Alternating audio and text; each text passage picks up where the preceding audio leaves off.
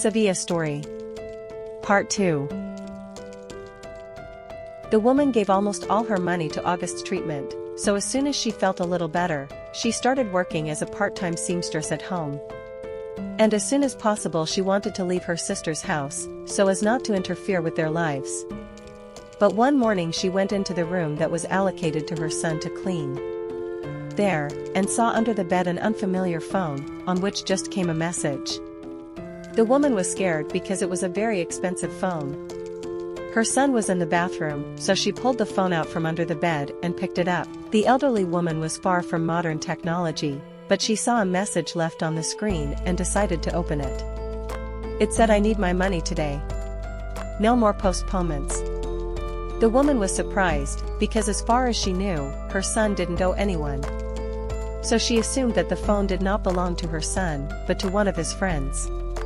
But after a few minutes, the woman found out what was really going on. When Sevilla left the room, the phone rang.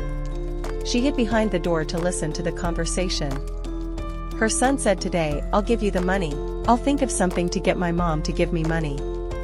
Don't worry." Hearing these words, the woman thought for a moment.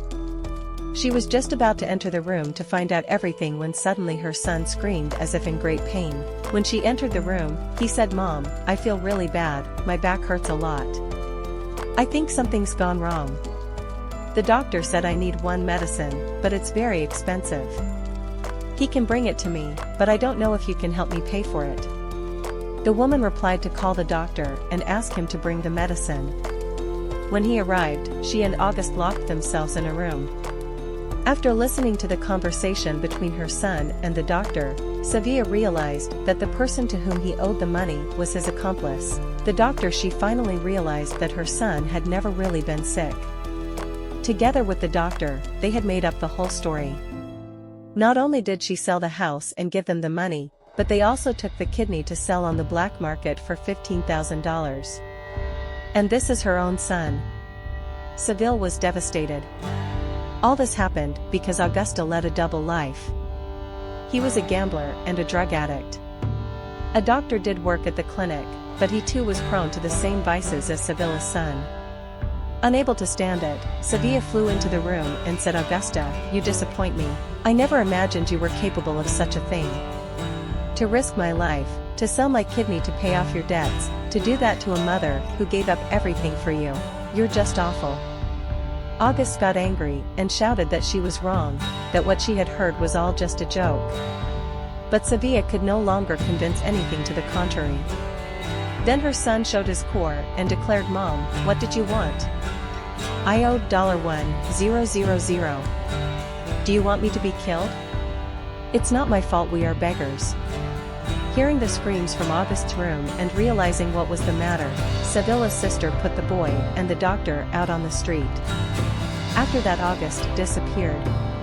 Sevilla did not hear from him for a long time. She was left alone, without money or a roof over her head. But her sister sheltered her and supported her. After a few years, the woman was able to take a small apartment on credit. And 3 years later, the woman received a letter from her son. It was a cry of the soul. It turns out that after a quarrel with his mother, the son left for another city. Sometime he lived on a part of the money stolen from her, but soon pulled off a few more scams to earn money. But, like any criminal, he was eventually caught and is now serving time. He apologized to his mother and repented. What kind of monster was he? To everyone's surprise, despite everything that had happened, Sevilla visited her son in prison, bringing him food and books. Many people didn't like it, but they all agreed that nothing could stop a mother's love.